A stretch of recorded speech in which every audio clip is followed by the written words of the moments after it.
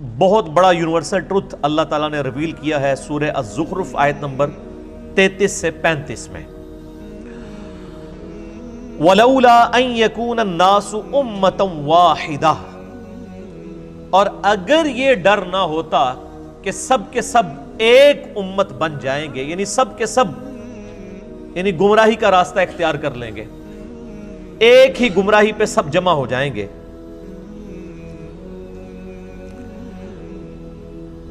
لَجَعَلْنَا لِمَنْ يَكْفُرُ بِالرَّحْمَنِ لِبُيُوتِهِمْ سُقُفًا، تو اللہ تعالیٰ فرماتا ہے کہ ہم رحمان کے جو منکر ہیں، کافر ہیں، ان کے لیے مکان ایسے بناتے کہ ان کی چھتیں ہوتی من فضہ، چاندی کی، وَمَعَارِجَ عَلَيْهَا يَظْهَرُونَ، اور ان کے گھروں کی سیڑھیاں بھی ہم چاندی کی بنا دیتے جو لوگ اللہ کو نہیں مانتے، یعنی جو کافر ہیں، اللہ تعالیٰ فرما رہا ہے کہ ہم ان کے گھر بھی چاندی کے بنا دیتے، ان کے گھروں کی سیڑھیاں بھی چاندی کی بنا دیتے، وَلِبُيُوتِهِمْ أَبْوَابًا وَسُرُرًا عَلَيْهَا يَتَّكِئُونَ، اور ان کے گھر کے دروازے بھی چاندی کے بنا دیتے، اور ان کے وہ تخت بھی جن پر وہ تکیہ لگائے بیٹھے ہیں وہ بھی چاندی کے بنا دیتے، وَزُخْرُفًا، اور یہ سب چیزیں سونے کی بھی بنا دیتے۔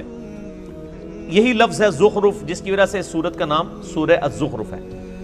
اللہ تعالیٰ فرماتا ہے اگر اس بات کا ڈر نہ ہوتا کہ سب کے سب لوگ ہی کافر ہو جائیں گے، کافروں کی جو شاہانہ زندگی کو دیکھ کر، تو ہم جتنے کافر ہیں ان کے گھر چاندی کے بنا دیتے، ان کے گھروں کے دروازے چاندی کے بنا دیتے، ان کے گھروں کی سیڑھیاں چاندی کی بنا دیتے، ان کے تخت چاندی کے اور سونے سے یہ ساری چیزیں بنا دیتے، کافروں کو ہم سونا چاندی سے مالا مال کر دیتے، اگر ہمیں یہ ڈر نہ ہوتا کہ کافروں کی یہ شان دیکھ کے ساری کافر ہو جائیں گے۔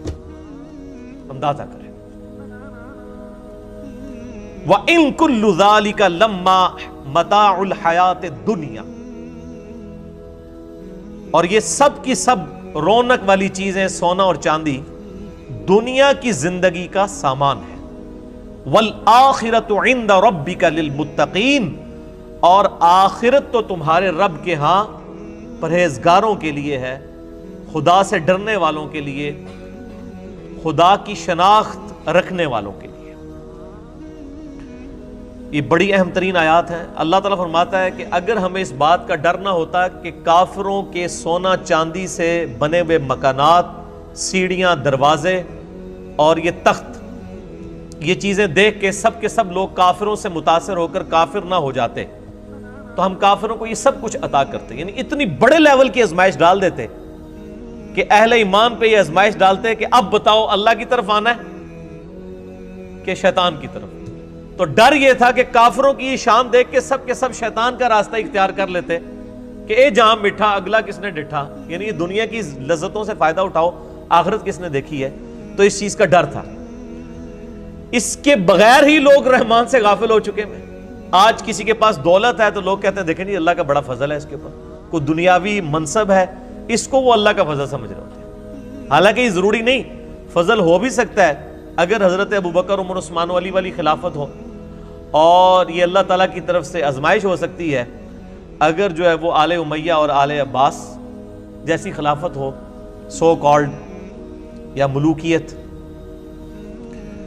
تو ان آیات کی روشنی میں میرے بھائیوں یہ بات کھل کے سامنے آ گئی کہ اللہ تعالیٰ نے دنیا میں جس کو بھی کوئی مال و متاع دیا ہے تو وہ دنیا کی زندگی کے برتنے کا سامان ہے، اس کی بنیاد پہ اس کی آخرت کا فیصلہ نہیں ہونے والا۔ صحیح بخاری میں حدیث ہے، نبی صلی اللہ علیہ وآلہ وسلم نے فرمایا دو چیزیں ایسی ہیں جس کے بارے میں اکثریت انسانوں کی اکثریت غافل ہے، ایک صحت اور دوسری فرصت، یعنی اس کو انڈر ایسٹیمیٹ لوگ کرتے ہیں۔ صحت تو کسی وقت بھی جا سکتی ہے، تو جب تک صحت ہے اللہ تعالیٰ کو رسپانس کر لیا جائے، اور فرصت یعنی ٹائم کی اویلیبلٹی، اس کو بھی لوگ یعنی ضائع کرتے ہیں۔ پھر صحیح مسلم میں حدیث ہے، آپ صلی اللہ علیہ وآلہ وسلم نے فرمایا کہ دنیا اور آخرت کی مثال اس طرح ہے جیسے کوئی سمندر میں انگلی ڈبوئے، اس کے ساتھ جو پانی لگتا ہے وہ دنیا کی زندگی ہے، اور سمندر انفینٹ انلمیٹڈ آخرت کی زندگی ہے۔ یہ حدیث بھی آپ کو اس چیپٹر میں مل جائے گی۔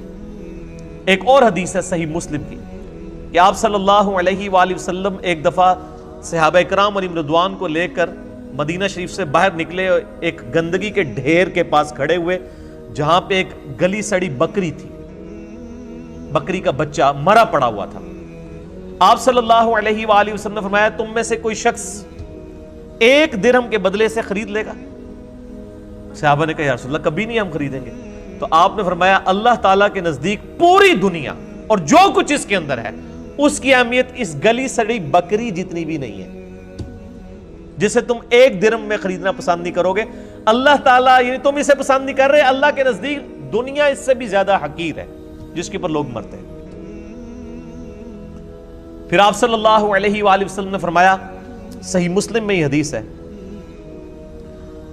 کہ انسان کہتا ہے میرا مال میرا مال میرا مال، پھر آپ نے وہ سورہ تکاثر پڑھی، الہاکم التکاثر حتی زرتم المقابر، تمہیں مال کی کثرت کی طلب نے خسارے میں ڈال دیا یہاں تک کہ تم نے قبروں کا منہ دیکھ لیا، ان قریب تم جان جاؤ گے، ان قریب تم جان جاؤ گے۔ یعنی جب قیامت آئے گی، یہ مرتے ہی قیامت قائم ہو جائے گی، اور پھر قیامت والے دن تم سے اللہ تعالیٰ نے جو نعمتیں دی ہیں ثم لتسألن یومئذ عن النعیم، ان نعمتوں کے بارے میں پرسش ہوگی۔ تو صحیح مسلم کے الفاظ ہیں، آپ صلی اللہ علیہ وآلہ وسلم نے فرمایا انسان کہتا ہے میرا مال میرا مال میرا مال، حالانکہ اس کا مال تو وہ ہے جو اس نے کھا لیا یا پہن کر بوسیدہ کر دیا، باقی جو کچھ بچ گیا وہ تو اس کے وارثوں کا مال ہے جو اس کے مرنے کے بعد بانٹیں گے۔ پھر بخاری اور مسلم دونوں میں یہ حدیث موجود ہے، آپ صلی اللہ علیہ وآلہ وسلم نے فرمایا ابن آدم کے پاس اگر سونے کی 2 وادیاں ہوں تو وہ تمنا کرے گا میرے پاس تیسری بھی آ جائے، اس کا پیٹ صرف قبر کی مٹی بھرے گی۔ پھر بخاری اور مسلم کی متفقن علیہ حدیث ہے، آپ صلی اللہ علیہ وآلہ وسلم نے ارشاد فرمایا انسان کے 3 دوست ہیں، ایک ہی اس کے ساتھ قبر میں جاتا ہے اور وہ اس کے اعمال ہیں، باقی اس کے 2 دوست باہر رہ جاتے ہیں، اس کے رشتہ دار اور اس کا مال، یہ باہر ہی رہ جاتے ہیں، قبر میں صرف اعمال جاتے ہیں جو اس نے کیے، نیک یا برے۔ پھر صحیح مسلم کی حدیث ہے کہ دنیا کی زندگی مومن کے لیے قید خانہ ہے اور کافر کے لیے جنت ہے۔ جو دنیا میں جنتیوں والی زندگی گزار رہا ہے وہ سمجھ لے کہ اس کی آخرت سٹیک پہ لگی ہوئی ہے۔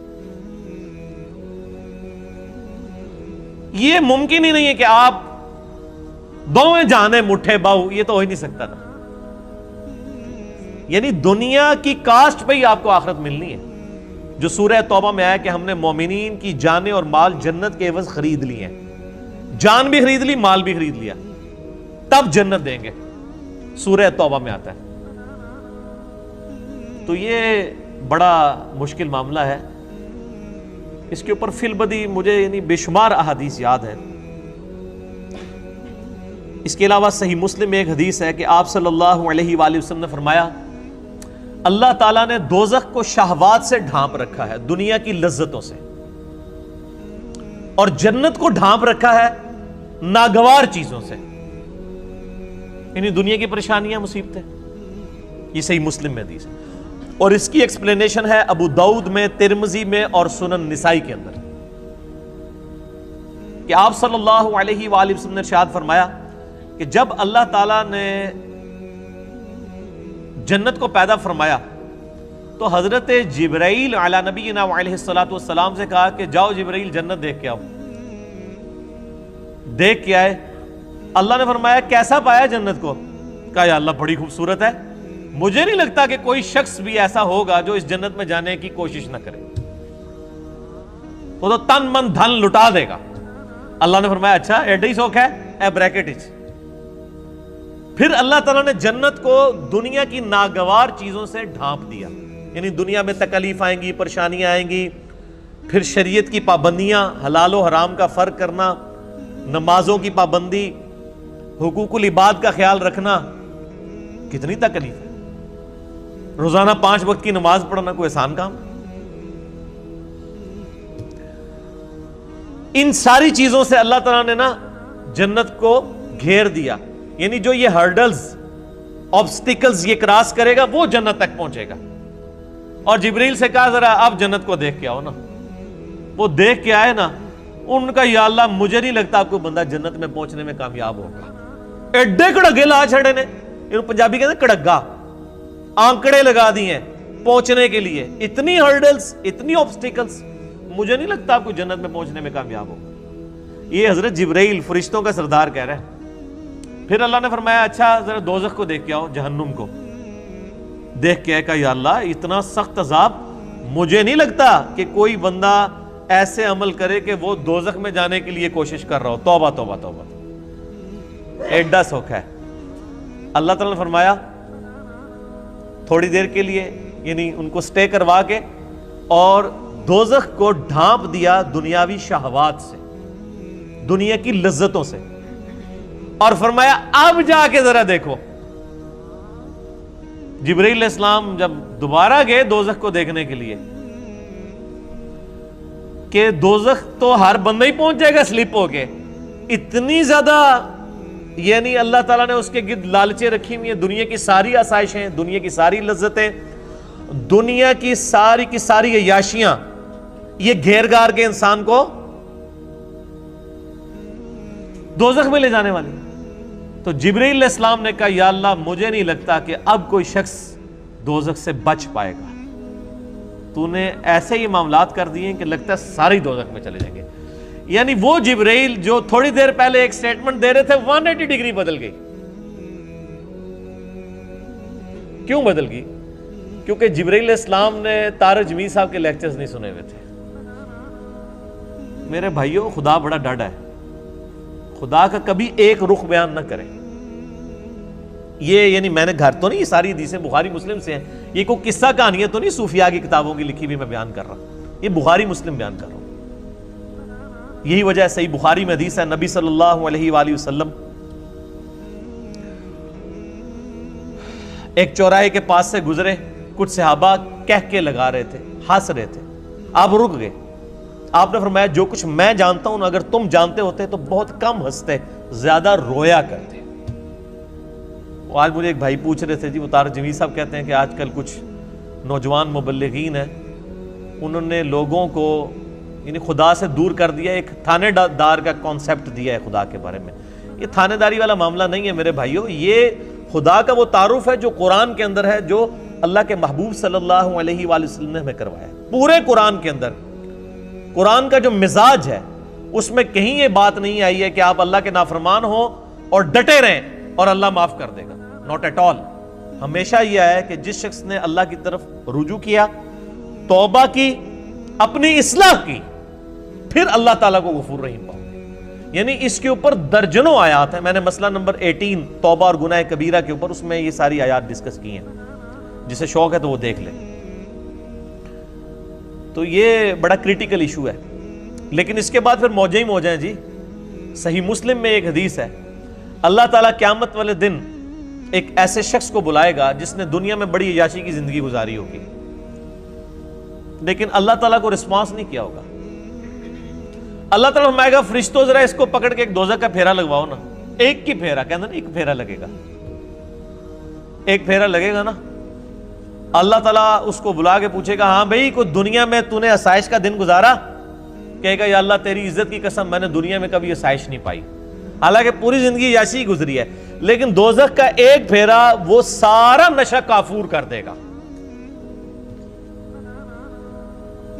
سارے کا سارا نشہ. ابھی آپ دیکھ لیں نا, عیاشی کی زندگی ہوتی ہے, جیسے ہی جناب گردے فیل ہوتے ہیں, شوگر ہو جاتی ہے, وہ جناب کل میں وہ پرویز مشرف صاحب کی ایک آن لائن ان کو لیا ہوا تھا صحافی نے, وہ تو لگ ہی نہ تھا, وہ مشرف ہے, اس کی تو آواز ہی نہیں تھی نکل رہی, کس طرح مکے لہراتا تھا. اور اب مجھے تو پہلے لگا شاید کوئی عورت بول رہی ہے, پھر میں نے غور سے دیکھا, میں نے کہا تو مشرف صاحب ہے, آواز بھی بیٹھ گئی. یہ وقت کے ساتھ ہر چیز کافور ہو جاتی ہے. تو اور پھر اسی مسلم شریف کی حدیث میں آتا ہے کہ اللہ تعالیٰ کہے گا کہ اس شخص کو بلاؤ جس نے دنیا میں بڑی مفلسی کی زندگی گزاری لیکن مجھے رسپانس کیا, اور فرشتوں ذرا اسے ایک جنت کا پھیرا لگاؤ نا. وہ ایک پھیرا لگوائیں گے نا، پھر اللہ پوچھے گا اوے دنیا میں کوئی تکلیف دیکھی؟ کہے گا یا اللہ تیری عزت کی قسم کوئی تکلیف نہیں دیکھی۔ اگر یہ ہمیشہ کی کامیابیاں مجھے ملنی تھی تو وہ تکلیف ہی بھول جائے گا۔ دنیا میں بھی ایسا ہی ہوتا ہے کہ انسان کو جب اپنی محنت کا پھل ملتا ہے تو انسان کو وہ، یعنی میں اکثر کہتا ہوں کہ ہم یونیورسٹی لائف کے اندر کتنی مشکل سے پڑھتے تھے، میکینیکل انجینئرنگ کے دوران پوری رات جاگ کے فجر پڑھ کے سویا کرتے تھے، آج ہمیں یاد بھی نہیں ہے کہ ہم نے وہ 5 سال کس تکلیف میں کاٹے ہوئے، حالانکہ یہ آسائش بھی ختم ہو جانے والی ہے، اصل زندگی تو آخرت کی ہے۔ اور یہ ایک کانٹے کی بات ہے جو سارے صحیفوں میں اللہ تعالیٰ نے قرآن حکیم میں فرمایا سورۃ الاعلیٰ میں، بل تؤثرون الحیات الدنیا، تمہارا اصل مرض یہ ہے کہ تم دنیا کی زندگی کو ترجیح دیتے ہو، والآخرۃ خیر وابقیٰ، جبکہ آخرت بہتر بھی ہے اور ہمیشہ رہنے والی ہے۔ ان ھذا لفی الصحف الاولی، یہی ایک کانٹے کی بات، یونیورسل ٹروتھ، پچھلے سارے صحیفوں میں، ساری آسمانی کتابوں میں ایک ہی کانٹے کی بات تھی، ان ھذا لفی الصحف الاولی صحف ابراہیم و موسیٰ، چاہے وہ قرآن سے پہلے ابراہیم علیہ السلام کے صحائف ہوں یا موسیٰ علیہ السلام کے، ایک ہی کانٹے کی بات تھی کہ دنیا کی زندگی عارضی ہے، اصل زندگی آخرت کی ہے۔ تو اس ٹاپک پہ یعنی بے شمار بولا جا سکتا ہے، میں اس ٹاپک کو یہیں پہ کنکلوڈ کرتا ہوں اس حدیث پہ جو بخاری اور مسلم دونوں میں ہے۔ آپ صلی اللہ علیہ وآلہ وسلم نے فرمایا، اے اللہ محمد اور آل محمد صلی اللہ علیہ وآلہ وسلم کو بس اتنا ہی رزق دینا کہ ان کی روح اور جسم کا رشتہ برقرار رہے، بس سانس چلتی رہے، اتنا مجھے رزق ملے، میں اس پہ خوش ہوں۔ نبی صلی اللہ علیہ وآلہ وسلم، بخاری و مسلم۔